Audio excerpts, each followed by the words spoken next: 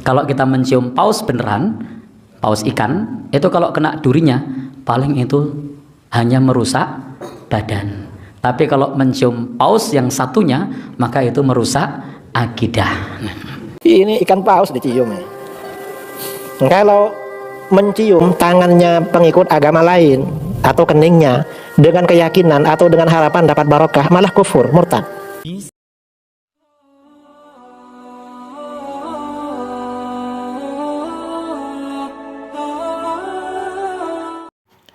Alhamdulillah wassalatu wassalamu ala rasulillah, amma ba'da. Segala puji hanya milik Allah subhanahu wa ta'ala, Rabbi semesta alam. Salawat dan salam mudah-mudahan tercurah bagi junjungan kita Nabi Allah Nabi Muhammad sallallahu alaihi wasallam. Kedatangan Paus Fransiskus ke Indonesia membuat gempar negara kita. Kita sebagai negara mayoritas Islam juga menghormati yang namanya toleransi. Tetapi banyak dari berbagai kalangan yang malahan toleransi tersebut kebablasan hingga menjadikan tokoh agama tersebut seakan-akan menjadi orang terpenting. Kalau sambutannya dalam bidang kenegaraan kita hormati, tapi banyak dari kaum muslimin atau tokoh-tokoh nasional, bahkan Imam Masjidil Istiqlal yang bahkan gulu atau bahkan mencium keningnya. Bagaimana Islam memandang hal tersebut? Hukum mencium tangan berdiri untuk menyambut, menyalami, dan menundukkan kepada orang kafir. Ibnu Hajar Al-Haytami wafat 974 Masehi. Wa an yakuma ilaihi wa an yusafiha wa an yaktasa ilaihi, dan berdiri untuk menyebutnya, menyalami, dan menundukkan kepadanya. Wa kullu dzalika, hal itu semua dilakukan untuk mendapatkan harta orang kafir. Dan jika Anda berpendapat itu tidak boleh dilakukan, la yajuzu lil muslimin an yu'azzimul kafir min naw'in min anwa'i ta'zim, tidak boleh seorang muslim mengagungkan orang kafir dengan segala jenis pengagungannya. Nah, jadi kita tidak boleh mengagungkan tokoh, apalagi Paus Fransiskus ini sebagai tokoh besar di kalangan Nasrani Katolik. Kita sebagai kaum muslimin boleh saja menghormati dan tidak mengganggu aktivitas ibadah mereka. Tetapi kita tidak boleh gulu atau terlalu membesar-besarkan, karena kita ketahui bahwasanya orang-orang kafir termasuk orang Nasrani mengatakan Allah itu beranak, sedangkan dalam Islam Allah itu tidak diperanakan. Kedatangan Paus Fransiskus sebenarnya menjadi kontroversi tersendiri, terutama ketika kedatangan saja disambut riang meriah oleh kaum muslimin. Bahkan sempat mengadakan acara di Masjid Istiqlal, disambut dengan pembacaan kitab suci Al-Quran dan juga pembacaan Injil, dan juga bahwasanya Fransiskus punya misi, yaitu misa di GBK. Selain itu, kita ketahui bahwasanya banyak oknum-oknum kaum muslimin yang bahkan ngelap berkah, cium tangan yang terlalu berlebihan. Padahal kita ketahui bahwasanya Islam sudah mengatur tentang tata cara bagaimana kita berinteraksi atau bermuamalah dengan kaum kafir, sehingga tidak merusak yang namanya akidah kita. Bahkan sudah ada batasan. Kita boleh saja menyambut mereka, tetapi tidak boleh berlebihan. Sah saja kita menyambut. Yang tidak diperbolehkan itu berlebihan dalam hal tersebut, karena kita ketahui bahwasanya perbedaan antara kita dan mereka, yaitu kita mengatakan bahwa Nabi Isa alaihissalam adalah utusan Allah Subhanahu wa taala, bukan Tuhan dan juga bukan anak Tuhan.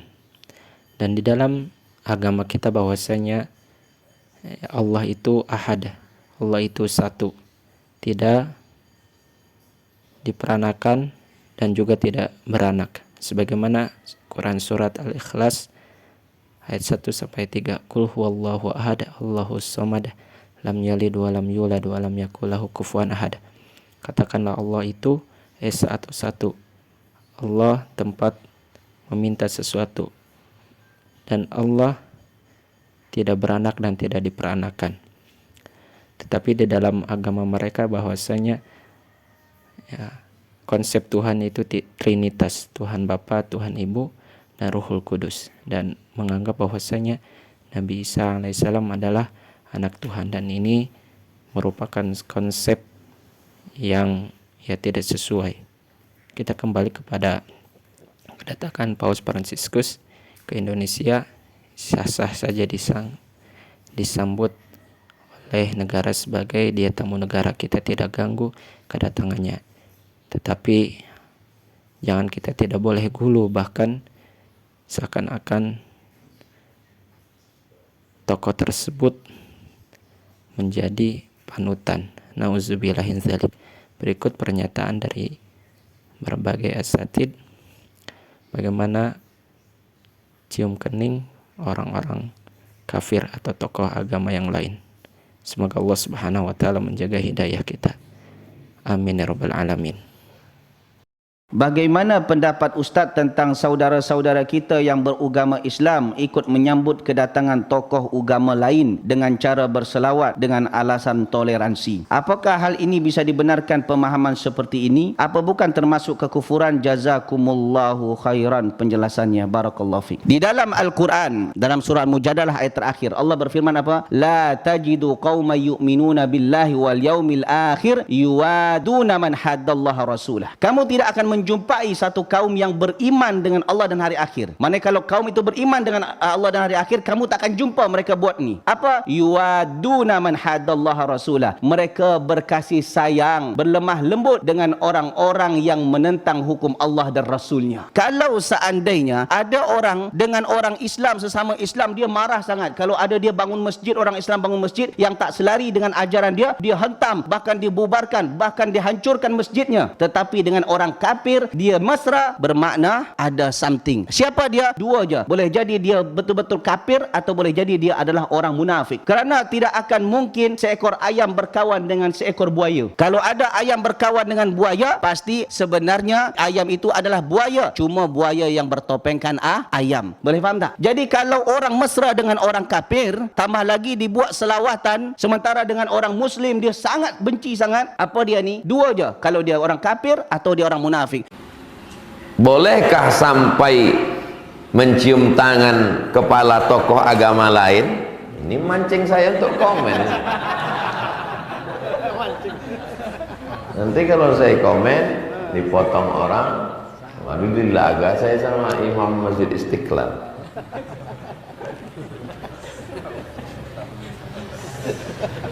Iya kan?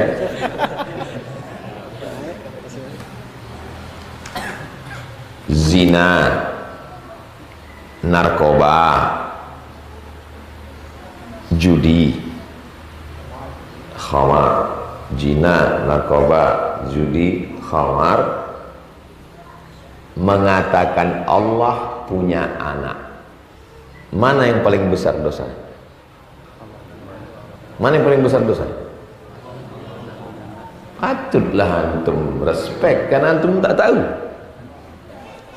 Zina, judi, khamar, narkoba, mengatakan Allah punya anak. Mengatakan Allah punya anak. Kalau ada pezina, pejudi, peminum khamar, sanggup antum cium tangannya, antum cium kepalanya? Berjumpa antum sama 5 orang, pejudi, pezina, narkoba, pelakor, sama orang mengatakan Allah punya anak. Yang 4 ini sanggup tak antum mencium orang? Tidak kan? Apalagi ini? Hah? Paham? Jelas? Potong. Cium tangannya. Loh kok terhormat sekali. Mengagungkan orang di luar agama itu haram hukumnya. Bahkan satunya mencium keningnya. Saya dari tadi gak ada yang cium kepala saya. Mungkin khawatir saya belum mandi itu. Ini ikan paus dicium. Kalau mencium tangannya pengikut agama lain atau keningnya dengan keyakinan atau dengan harapan dapat barokah, malah kufur, murtad. Karena barokah selain dari pintu agamanya Rasulullah sudah ditutup. Rasulullah Nabi terakhir. Berkah ini melalui pintu Rasulullah atau orang-orang soleh atau ulama dari umatnya beliau. Kalau ulama tokoh dari luar agamanya tutup sudah, gak ada pintu barokah, pintu kualat itu, pintu azab sudah ditutup. Baik, ini ada pertanyaan. Bagaimana hukumnya mencium paus? Nah, jadi bagaimana hukumnya mencium paus? Alhamdulillah kita tinggal di Depok Parangtritis. Ini dekat dengan pantai selatan dan di sebelah kita ada TPI, tempat pelelangan ikan. Lalu ada paus terdampar, dicium boleh. Nah, jadi mencium paus itu tidak dilarang. Karena kita tinggal di dekat pantai dan di sebelah kita ada TPI, tempat pelelangan ikan. Tidak cuma paus, lumba-lumba juga boleh untuk dicium. Nah, gimana? Oh, Paus Franciscus, Masya Allah. Baik.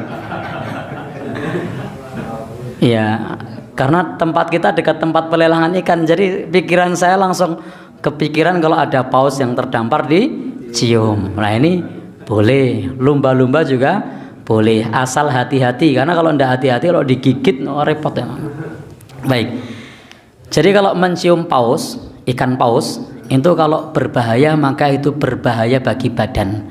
Tapi kalau mencium paus yang satunya itu berbahaya bagi akidah. Nah, kalau kita mencium paus beneran, paus ikan, itu kalau kena durinya paling itu hanya merusak badan. Tapi kalau mencium paus yang satunya maka itu merusak akidah.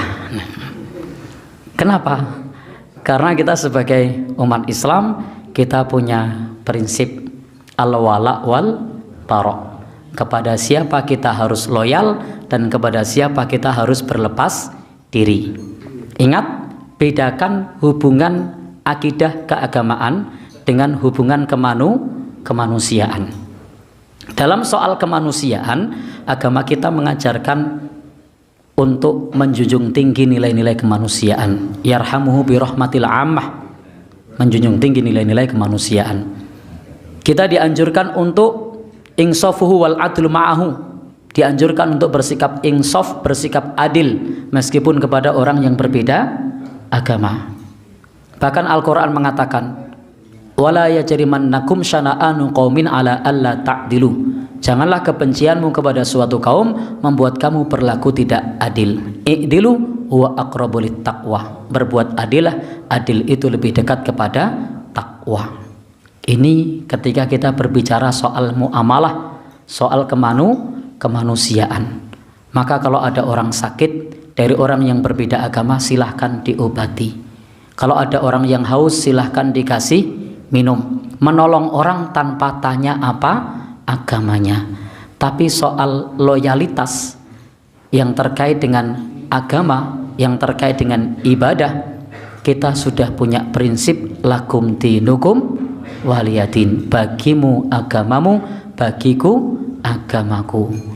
Ketika ada seorang syekh tamu negara dari Timur Tengah yang mau ngisi pengajian, dikasih surat, ditolak. Ketika ada tokoh yang itu jelas-jelas non muslim, agamanya berbeda dengan kita, prinsip akidahnya berbeda, justru disambut dengan sukacita. Maka ini satu sikap yang berlebihan.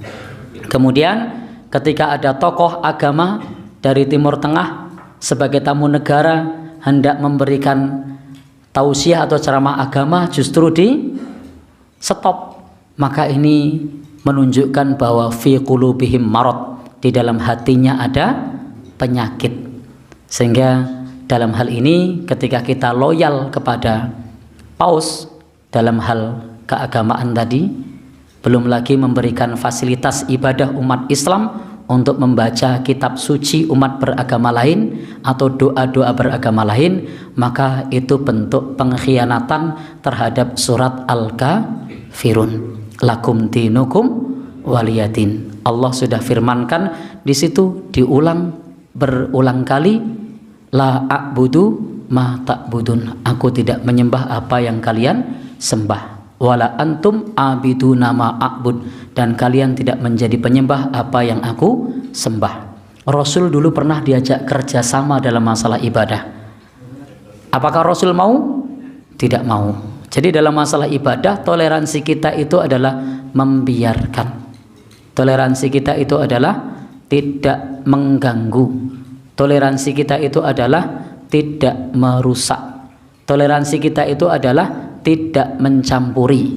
Maka atas apa yang kita lihat dan yang kita saksikan, sebagaimana yang disampaikan oleh penanya, itu bukan toleransi, tapi itu kolaborasi. Jadi di dalam agama kita itu yang diajarkan toleransi, bukan kolaborasi. Dan di dalam hal kepada umat beragama lain, apalagi ini yang menjadi simbol dari agama lain, maka kita perlu menunjukkan sikap al-wala wal bara'. Kepada umat Islam kita harus loyal, kepada akidah yang lain kita harus berlepas diri. Ingat, dalam agama, kalau dalam soal muamalah mau utang piutang kepada orang beda agama boleh, nolong mereka yang sedang sakit boleh, mendoakan mereka yang sakit agar sembuh boleh. Di zaman Nabi itu ada kepala suku yang sakit, didoakan oleh sahabat dengan membaca surat Al-Fatihah, sembuh, tidak masalah. Jadi kita tidak dilarang dalam soal hubungannya yang terkait dengan muamalah. Tapi kalau sudah menyangkut urusan akidah, maka itu ada batas yang tegas. Kita diajarkan toleransi, bukan kolaborasi. Kita diajarkan untuk ngeboti. Di dalam hal akidah kita ngeboti, kita wala, kita loyal kepada agama kita, dan kita berlepas diri kepada agama yang lain. Jangan sampai kita kemudian justru mengelu-elukan tokoh umat beragama lain, sementara kepada yang seakidah, kepada yang se-Islam itu justru malah dianggap seolah-olah sebagai musuh. Jadi hendaknya kita bisa menempatkan diri. Kita diajarkan untuk toleransi, bukan diajarkan untuk kolaborasi. Kalau mau kolaborasi, maka silahkan kolaborasi dalam hal-hal keduniaan, bukan dalam hal yang terkait dengan keagamaan. Karena masing-masing punya aturannya sendiri. Kalau anak muda sekarang bilangnya beda server. Jadi punya aturan sendiri. Wallahu alam bishawab. Jadi kesimpulannya, mencium paus boleh apa tidak?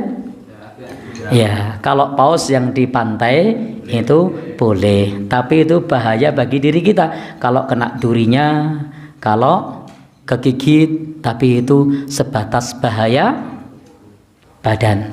Tapi kalau mencium paus yang satu itu, maka itu bukan hanya bahaya bagi badan, tapi itu bahaya bagi akidahnya.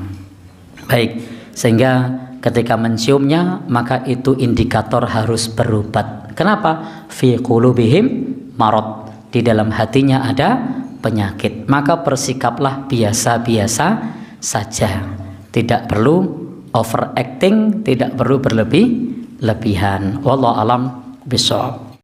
Alhamdulillahi rabbil alamin.